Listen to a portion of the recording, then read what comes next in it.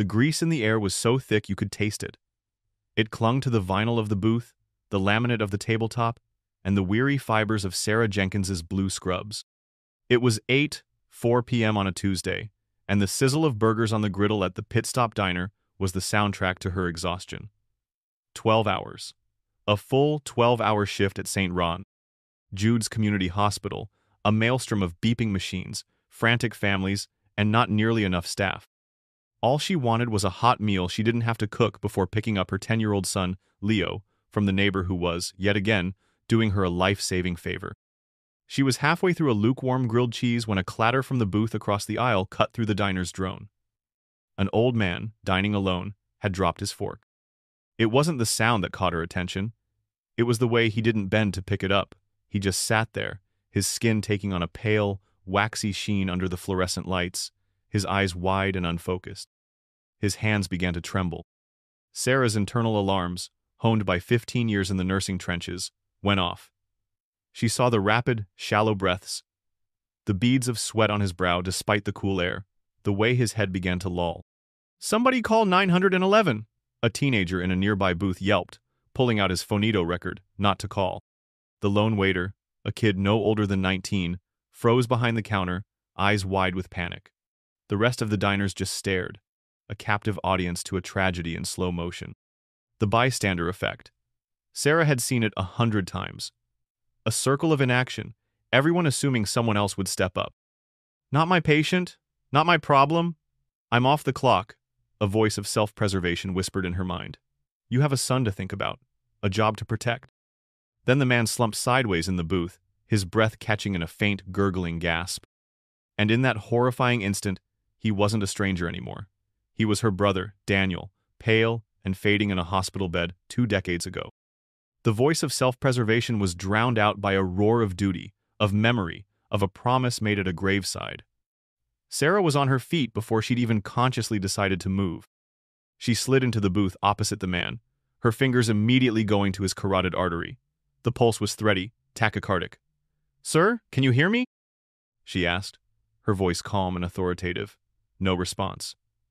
She saw the telltale signs, a constellation of symptoms she could diagnose in her sleep. Severe hypoglycemia, a diabetic crash. He was drowning in his own body, his brain starved of glucose. "Does he have any sugar? Candy? A glucose pen?" she called out to the petrified waiter. The boy just shook his head, useless. She knew the paramedics were on their way, but in cases like this, minutes were the difference between recovery and permanent brain damage. Or worse. Her eyes darted around. Then she remembered. Her bag. Her hand dove into the worn leather satchel, past Leo's stray Lego, past her wallet, past the crumpled protein bar wrapper. Her fingers closed around the cool, smooth cylinder of an insulin pen, a brand new, fast-acting pen. It wasn't hers. She'd picked it up from the pharmacy for an elderly patient on her floor, Mr. Henderson, whose daughter couldn't get away from work. It was a small, illicit favor, a minor bending of the rules to ensure the man didn't miss a dose. Now she was contemplating shattering every rule in the book. Administering medication without a doctor's order, without a medical history, without a chart, outside of a clinical setting, to a complete stranger? It was the cardinal sin of nursing. A career-ending, license-revoking, lawsuit-guaranteeing act of professional suicide. The man let out another shallow gasp. His skin was cold and clammy to the touch. He was fading. The image of Daniel, gaunt and weak from trying to stretch his insulin, flashed behind her eyes. The memory of her parents' desperate, whispered arguments over the cost of the vials that kept him alive. The crushing weight of her family's grief. Never again, she had promised. Not if I can help it. The decision was made. With a surgeon's precision, Sarah uncapped the pen. She twisted the dial, selecting the smallest possible dose, just enough to counteract the crash, without sending him into hyperglycemia. She didn't hesitate. She lifted the man's pant leg just enough to expose his thigh and, with a swift, practiced motion, pressed the pen to his skin and thumbed the button. The pen clicked. The dose was delivered.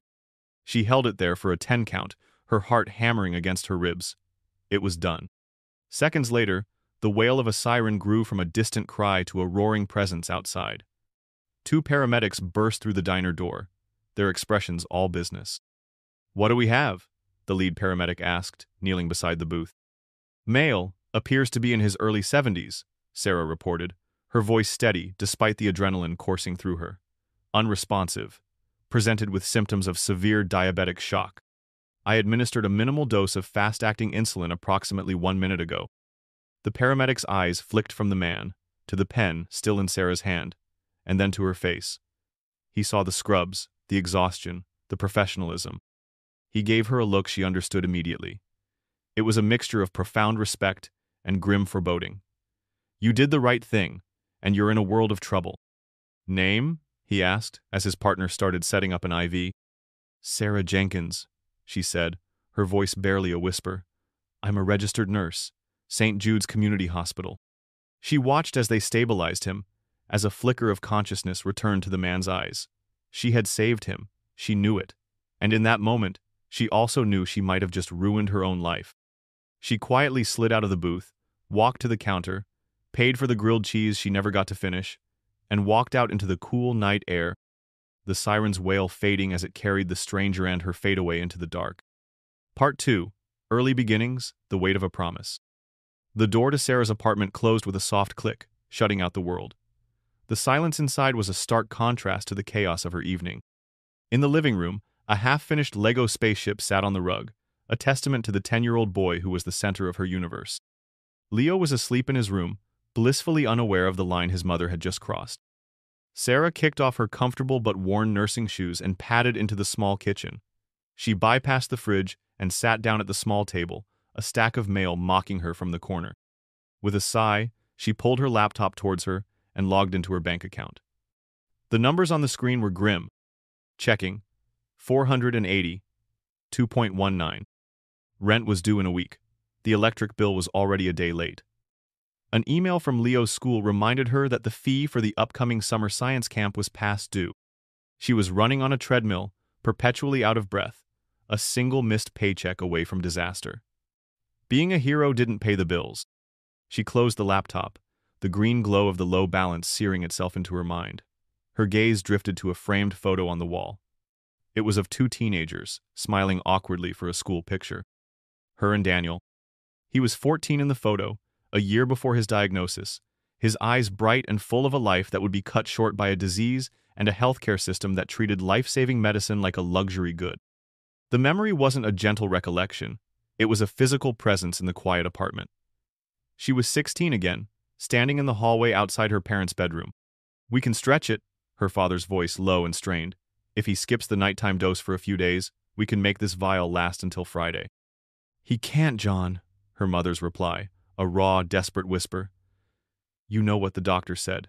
His levels will go haywire. It's not safe. What's the alternative? We don't have the money. Do you want me to steal it? Sarah had pressed her back against the wall, her hands clenched into fists, feeling utterly helpless. She remembered the pale, sickly look on Daniel's face when he tried to follow his father's desperate plan, the way his energy vanished, the way the light in his eyes dimmed. A few years later, a bad case of the flu had spiraled, his already compromised body unable to fight back. He died in a sterile room at a hospital, not unlike the one where she now worked, surrounded by machines that beeped in rhythm with his failing heart. At his funeral, standing under a gray, weeping sky, a 16-year-old Sarah had made a vow. It wasn't a dramatic, spoken-out-loud promise, but a quiet, hardening resolve in the core of her being. She would become a nurse. She would learn everything she could. And she would never, ever stand by and watch someone suffer if she had the power to prevent it. Costs, rules, and fears be damned. That promise had been her guiding star through nursing school, through the grueling nights of her residency, and through 15 years at St. Jude's. It was the reason she always took a moment to hold a patient's hand, the reason she fought with doctors who were too quick to dismiss a complaint, and the reason she had, just hours ago, driven a needle into a stranger's thigh in the middle of a greasy spoon diner. The next morning, the promise felt more like a curse. She walked into the controlled chaos of St. Jude's with a knot of dread in her stomach. The air smelled of antiseptic and anxiety. Jenkins! The voice was sharp, devoid of warmth. Karen Miller, the nursing supervisor, stood by the central station, her arms crossed, a tablet clutched in one hand like a stone commandment. Karen was a woman who seemed to have had all her soft edges systematically filed away, leaving only sharp angles and rigid policy. "Morning, Karen," Sarah said, forcing a placid expression. "I was reviewing the fluid output logs from yesterday," Karen began, her eyes narrowing. "You used a 3-digit code for Mr. Gable's catheter flush. You know the new protocol requires the 4-digit code 97B4 to specify saline solution." Sarah blinked. "Right, sorry, Karen. It was a busy shift, I'll remember." "It's not about remembering, Sarah. It's about precision," Karen said, her voice low and cutting. "Protocol is not a suggestion. It's what protects us from them." She made a vague, dismissive gesture toward the patient rooms. "It creates an unassailable paper trail. It is our only defense when, not if, a family decides to sue." The conversation was a perfect encapsulation of everything Sarah hated about her job. It wasn't about the patient's health. It was about mitigating risk. It wasn't about care. It was about paperwork. As Karen walked away, another nurse, Maria, leaned in. "Don't mind her," she whispered. "She's been on the warpath all morning." "Hey, did you hear about that thing at the pit stop last night? Paramedics brought in some old guy. Said some badass nurse saved his life right there in the booth before they even arrived." Sarah's blood ran cold. She felt the color drain from her face. It was already the hospital gossip. Maria noticed her expression. "What? You look like you've seen a ghost?" "No," Sarah said, her voice thin. "Just tired." But it was too late. From across the station, she saw Karen Miller stop and turn, her eyes locking onto Sarah's. A flicker of suspicion, of cold, calculating connection passed through her gaze. The trap was already being set. Part 3. Rising action, the system closes in. It was just after lunch when the summons came. "Sarah, Karen wants to see you in her office, now." Karen Miller's office was a small, windowless cube, as sterile and devoid of personality as the woman herself. The only decoration was a framed poster of the hospital's mission statement, full of empty platitudes about compassionate care.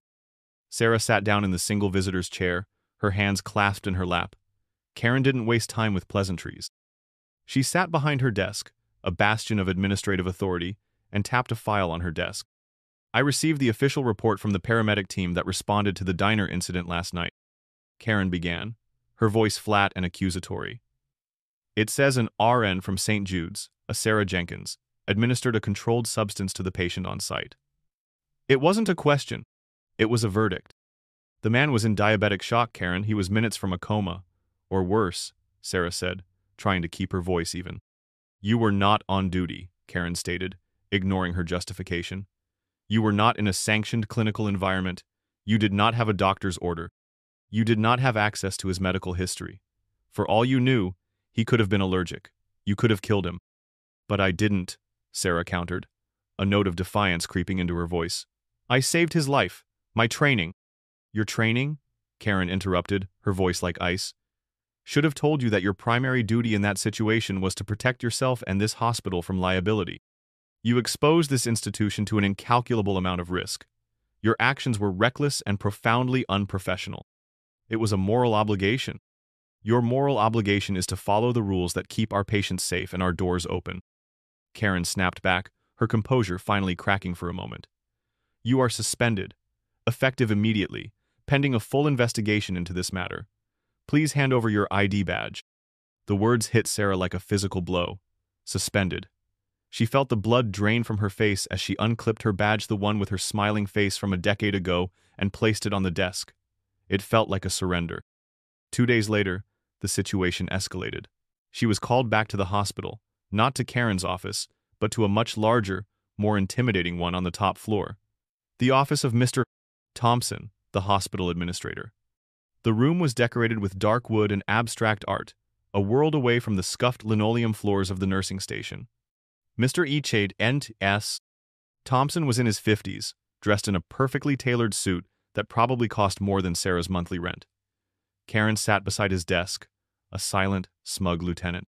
Thompson smiled, a smile that didn't reach his eyes.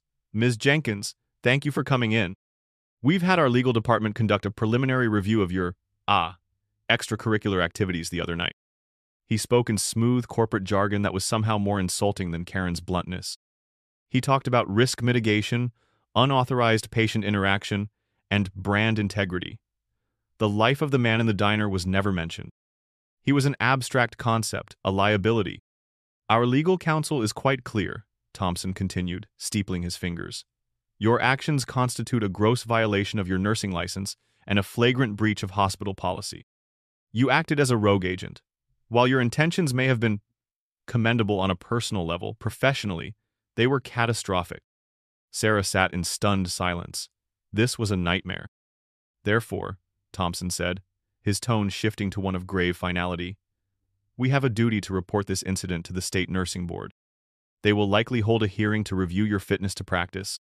Furthermore, to protect the hospital from any future litigation from the patient or his family, we have filed a formal report with the city police department. The police? Sarah whispered, the words catching in her throat. You called the police on me? It's a procedural formality to ensure our legal position is unassailable, Thompson said with a dismissive wave. I'm sure you understand. She didn't understand. She understood that the institution she had given 15 years of her life to was not just abandoning her. It was actively trying to destroy her. The knock on her apartment door came that evening. Leo was in the living room, building his Lego spaceship, when the two uniformed officers arrived. He stared, his eyes wide with a child's primal fear of flashing lights and authority. Sarah's heart broke. Ma'am, I'm Officer Ramirez, the younger of the two said politely. We're here to take your statement regarding a report we received from St. Jude's Hospital concerning an incident on Tuesday night. They sat at her small kitchen table, the same one where she stressed over bills. Now, it was a makeshift interrogation room. Officer Ramirez's questions were professional, but each one was a thinly veiled accusation that painted her as a reckless vigilante. So, to be clear, Miss Jenkins, you had no prior knowledge of this man's medical history? No. No idea what medications he was on, or if he had any allergies? No, but the symptoms were classic. Please just answer the question, ma'am. You injected him with a powerful drug based solely on a gut feeling? She felt sick. They were twisting her expertise, her years of training, into a whim. The scene was utterly humiliating, made worse by the knowledge that Leo was in the next room, listening to his mother be treated like a criminal. The next day, driven by a desperate need for some kind of validation, she went to the hospital, not as an employee, but as a visitor. She found the room number for the man from the diner, Arthur Vance. She needed to see that he was okay. She needed someone to acknowledge that what she did mattered. She found his room. Arthur was asleep, looking frail against the white pillows. A woman about her age was sitting by his bedside, her face etched with worry. This must be his daughter. Excuse me, Sarah said softly from the doorway. The woman looked up, her expression wary. Can I help you?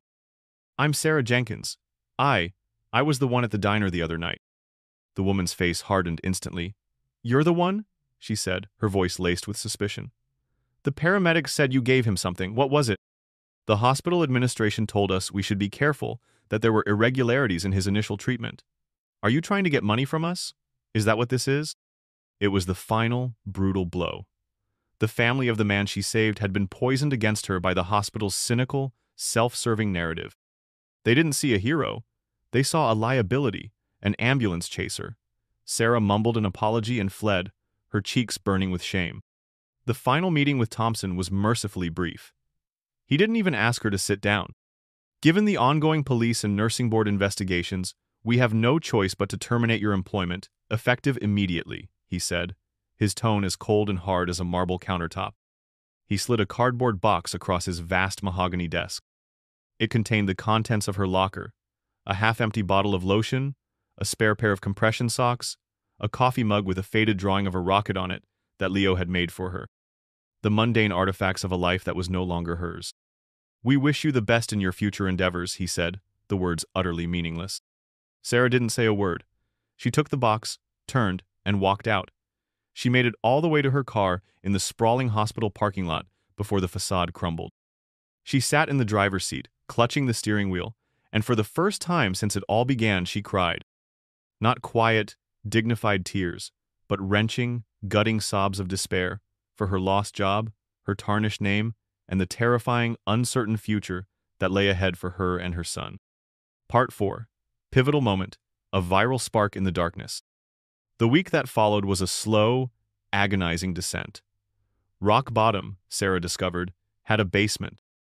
Her days, once filled with the urgent rhythm of the hospital, stretched into an empty, silent expanse, punctuated only by the ticking clock of her impending financial ruin. She spent hours online, applying for any nursing position she could find at clinics, nursing homes, even schools. But the application forms all had the same damning question. Have you ever been terminated from a healthcare position? She was honest, providing a brief, factual explanation. The result was always the same: a deafening silence or a polite, computer-generated rejection. Her 15 years of experience were nullified by one black mark, a mark she'd earned for saving a life. She received a certified letter from the State Board of Nursing. It was a formal notification of the hearing scheduled in 6 weeks, a hearing that could officially strip her of the license she had worked so hard to earn. She hid the letter at the bottom of a drawer, as if not seeing it could make it unreal. Leo knew something was wrong. "Why aren't you going to work, Mom?" he asked one afternoon, his brow furrowed with concern. "The hospital gave me a long vacation," she lied, the words tasting like ash in her mouth. "So I can spend more time with you." The lie was almost as painful as the truth. The day she had to go to the community food bank was the day she felt her dignity shatter. She stood in line with other struggling faces, her own face hidden under a baseball cap, and accepted a box of canned goods and a bag of potatoes with a mumbled, "Thank you." As she walked back to her car, the weight of the box was nothing compared to the weight of her failure. Just when the darkness seemed absolute, a tiny spark appeared in an unexpected corner of the internet. The lead paramedic, the one who had given her that look of grim respect, had been haunted by the injustice. He anonymously tipped off a local, independent news blogger who ran a small site called The City Beat. The first article was published on a Friday morning. The headline was a digital punch to the gut: "Hero nurse fired by St. Jude's after saving man's life in diner." The journalist had done his homework. He'd spoken to the diner's waiter and a few other patrons. The story laid out the events in stark, infuriating detail: the dramatic rescue, the immediate suspension, the hospital's police report. It didn't have Sarah's name, referring to her only as a veteran RN, but the details were unmistakable. The story smoldered online for a few hours before catching fire. It was shared on Facebook, then Twitter. The hashtag Justice for St. Jude's Nurse started trending locally. The comment section became a raging battlefield. "This is what's wrong with healthcare. It's all about money and lawyers. I hope she sues them for everything they have. Hold on, she broke the law. Rules are there for a reason. What if she'd killed him? That rule would have been a death sentence. She's a hero." Sarah watched the digital storm unfold from her laptop, a spectator at her own public trial. It was terrifying and, in a strange way, validating. People were angry on her behalf. She wasn't entirely alone. Thousands of miles away, in a sleek, minimalist office overlooking Silicon Valley, Marcus Vance was doing what he always did at 11 p.m., working. As the CEO of Vance Innovations, a tech giant he had built from the ground up, his life was a relentless series of meetings, data streams, and high-stakes decisions. He was scrolling through a customized newsfeed on a wall-sized monitor, his eyes scanning for market trends and competitor activity. He usually filtered out sentimental human interest pieces, but the headline from the small East Coast blog somehow slipped through: "Hero nurse fired." He almost swiped it away, but something made him pause. He read the article, his expression one of detached curiosity. Then he reached the paragraph describing the man who was saved. The elderly man, identified by diner staff as a regular named Arthur. Marcus felt a faint, annoying flicker of recognition. Arthur was a common name. He kept reading. Paramedics later confirmed the patient's name as Arthur Vance. The world stopped. Marcus Vance leaned forward, his billion-dollar empire momentarily forgotten. He read the name again: Vance. It couldn't be. His father was a proud, stubborn man, but he wasn't destitute. Was he? He zoomed in on the article's single, grainy photo, a shot of an old man on a gurney being loaded into an ambulance. The face was partially obscured, but there was no mistaking the sharp jawline, the stubborn set of his mouth. It was his father. The father he hadn't spoken to in 3 years, and hadn't seen in 5. A cold dread, foreign and deeply unsettling, washed over him. He grabbed his phone, his fingers fumbling as he scrolled through his contacts, past the names of venture capitalists and board members, until he found the one he so rarely called: Jessica, his sister. She picked up on the 4th ring, her voice wary. "Marcus, is everything okay?" Jess, I just saw something online, he said, his voice strained. An article about Dad at a diner. Is he all right? There was a heavy silence on the other end of the line, followed by a choked sob. You saw that? Jessica's voice was a mix of grief and long-simmering anger. Where have you been, Marcus? Why am I hearing from you now? He listened, his stomach twisting into a knot, as she told him everything. Their father's pension had been cut, his supplemental insurance had lapsed. He had been too proud, too damn stubborn, to tell his billionaire son that he was struggling, that he couldn't afford his medication. He was rationing his insulin, Marcus, she said, her voice breaking. Rationing. While you're on the cover of Forbes. The doctor said if that nurse hadn't been there, he would be dead. Dead, Marcus. And now the hospital has fired her and is trying to ruin her life for it. They told me she was some reckless amateur. Guilt crashed over Marcus with the force of a physical wave. It was suffocating. A complete stranger, a woman with her own struggles, had shown more compassion and courage for his father than he had in years. She had risked everything for the man he had callously neglected. Her heroism was a glaring spotlight on his own profound failure as a son. His grief quickly curdled into a white-hot rage. It wasn't directed at his father or his sister, but at the cruel, faceless, bureaucratic machine that would punish such a profound act of human decency. He hung up the phone, his mind racing. An apology wasn't enough. A thank you wasn't enough. This required a statement. A gesture so significant it would not only rectify the injustice done to the nurse but would also serve as a monument to his own shame and gratitude. Alexa, he said to the empty office, his voice low and dangerous. Get me everything you can find on the St. Jude's nurse. I need a name. I need her bank. Part V. The climax. The $5 million statement. The eviction notice was taped to her door, a stark white rectangle of doom. It gave her 30 days. 30 days to find a new job, a new home, a new life. It was an impossible deadline. Sarah peeled it off the wood, her hand trembling, and walked inside. She sat at her kitchen table, the epicenter of her collapsing world. Leo was at a friend's house for a sleepover, a small mercy. She was alone with her despair. For the 100th time that week, she opened her laptop and logged into her bank's website, staring at the screen with a kind of morbid fascination. Checking account balance, $37.14. $37.14. That was the sum total of her worldly worth. Enough for a few gallons of milk and a loaf of bread. Not enough to stop the tidal wave that was about to consume her. She rested her head in her hands, the rough texture of the eviction notice pressing against her forehead. This was it, the absolute bottom. As she stared listlessly at the screen, it flickered.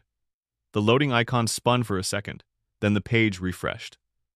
A new line item had appeared at the top of her transaction history. It was a pending deposit. Her eyes struggled to make sense of the numbers. It had to be a mistake. A system glitch. A cruel digital phantom. Pending deposit. Wire transfer. Amount. 500. Sarah blinked. She physically recoiled from the screen, her chair scraping against the linoleum floor. $5 million. The number was so absurd, so completely disconnected from her reality, that she felt a strange, hysterical laugh bubble up in her chest. She squeezed her eyes shut and opened them again. It was still there. 5, followed by a comma, 3 zeros, another comma, 3 more zeros, a decimal point, and 2 final, impossible zeros. Her heart, which had been a dull, heavy stone in her chest, began to pound with a wild, frantic rhythm. She refreshed the page again, and again. The number held firm, a defiant monument of unreality on her screen. Just then, her phone buzzed on the table beside her. She jumped at the sound. The screen lit up with an unknown number, the area code 415. San Francisco. Probably a scammer, she thought, ready to offer her a fake cruise or an extended car warranty. She almost ignored it, but some strange impulse made her answer. Hello? She said, her voice weak and shaky. Is this Sarah Jenkins? A man's voice asked. It was a calm, powerful voice, imbued with a natural authority that commanded attention. Yes, who is this? My name is Marcus Vance. The name hung in the air. Vance, the name from the hospital bracelet, the name of the man she had saved. Arthur Vance is my father, he continued, and Sarah sank back into her chair, her legs suddenly unable to support her. Is he okay? She stammered, the nurse in her instinctively taking over.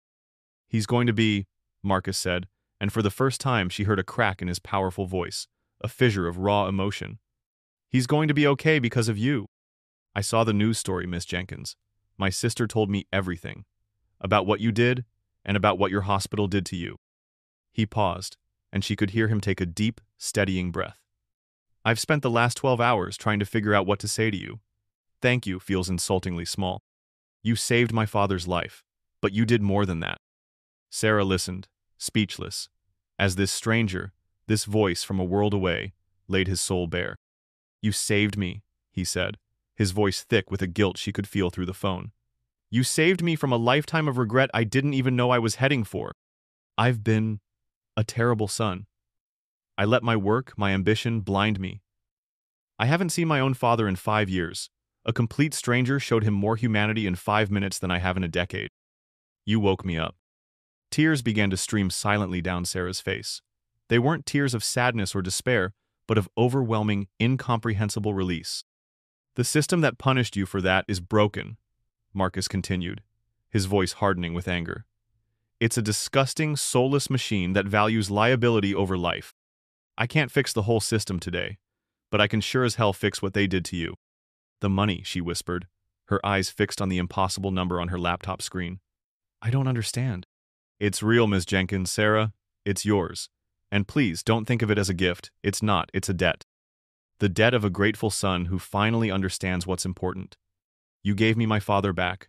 This is the least I can do. Sarah couldn't speak. She could only sit there, in her small kitchen, with an eviction notice in one hand and a phone in the other, and weep as the crushing weight of her world was lifted in an instant by an act of astonishing grace. Part 6. Recent Developments. The Fallout and the Foundation. The story of the $5 million wire transfer was not a spark. It was a detonation. It erupted from the local news blogs and went supernova, hitting national news networks within hours. The narrative flipped with breathtaking speed. Sarah Jenkins was no longer a controversial local figure. She was an international hero, the embodiment of compassionate defiance. The headline was irresistible. Fired for saving a life. Nurse gets 5M reward from grateful Fortune 500 CEO. For St. Jude's Community Hospital, the fallout was catastrophic. Their carefully constructed narrative of protecting patient safety vaporized under the Klieg lights of the national media. They were cast as the villains in a real-life morality play, a soulless corporation that punished heroism. Donors began pulling major funding pledges. An online petition calling for the resignation of the hospital's leadership garnered 500,000 signatures in 2 days. Worse, Sarah's story emboldened others. Staff members, long silenced by fear of reprisal, began staging walkouts and speaking to the press, describing a toxic culture of fear, understaffing, and a management that prioritized profit over patients. A shaky cell phone video of Karen Miller, her face a mask of fury, storming through the hospital parking lot and swatting a reporter's microphone away, went viral. The hospital board, panicking to control the PR disaster, acted swiftly. Mr. Thompson was unceremoniously fired, his polished corporate image forever tarnished. Karen Miller was forced into a quiet, immediate resignation. The State Board of Nursing, facing immense public pressure and a direct inquiry from the governor's office, preemptively dropped its investigation into Sarah. In a stunning reversal, they issued a public statement commending her for her extraordinary bravery and sound ethical judgment in a crisis situation. It was a total, humiliating capitulation. Sarah watched it all unfold with a sense of detached wonder. Vengeance had been served, but she found she took little pleasure in it. Her focus was elsewhere. Her first move was to secure her world. She sat down with a highly recommended financial advisor and a lawyer both paid for by Marcus Vance. She bought a house, not a mansion, but a comfortable, lovely 3-bedroom home on a quiet, tree-lined street with a backyard big enough for Leo to practice soccer. She paid off her student loans and her car. She established an ironclad trust for Leo's education that would allow him to attend any university in the world. For the first time in her adult life, the wolf was not at the door. It wasn't even in the same county, but retirement was never an option. The nurse in her, the advocate born from her brother's tragedy, had a new, grander purpose. In a law office, Surrounded by binders and legal documents, she signed the charter for a new nonprofit organization. She named it the Daniel Jenkins Compassion Fund. Its mission was twofold. First, to provide emergency grants to individuals who couldn't afford life-saving medications like insulin, EpiPens, and crucial asthma inhalers. Second, to establish a legal defense fund for healthcare workers who, like her, faced professional or legal repercussions for acts of compassion that violated rigid, outdated protocols. She was taking her pain and her miraculous windfall and forging them into a shield for others. A week later, Marcus flew in. He arranged a meeting at the private rehabilitation center where his father was now recovering. Sarah walked into the quiet, sunlit room and finally saw the man from the diner, Arthur Vance, sitting up in a chair. He was thinner, still frail, but his eyes were clear and bright. He looked at her, and his gruff, veteran's facade melted away. Tears welled in his eyes. He reached for her hand, his own trembling slightly. "They told me what you did," he said, his voice raspy with emotion. "You saw me. You saw a man in trouble, and you didn't look away." He glanced at his son, who stood beside him. "You saw me when my own family couldn't." The words were a gentle rebuke, a painful truth that hung in the air. But it was also a moment of profound healing. Marcus placed a hand on his father's shoulder. "He's right, Sarah. You did, and I'll spend the rest of my life making it up to him." He then turned to her. "My company will be making an inaugural donation of $10 million to the Daniel Jenkins Compassion Fund," he announced, "and we will match dollar for dollar all public donations for the first 5 years." In that room, a family began to mend its broken pieces, and a new legacy of hope was born from the wreckage of a broken system. Part 7. Conclusion. The Ripple Effect. Sarah Jenkins lost a job, but she found her calling. In the crucible of public humiliation and private despair, her integrity was not broken, but forged into something stronger. Her story became a parable for the modern age, a testament to the idea that a single, defiant act of human kindness could still triumph over the cold calculus of bureaucracy. Her brave choice in the diner did more than just save one man's life. Its ripples spread outward, exposing the deep cracks in a healthcare system that had begun to forget its own purpose.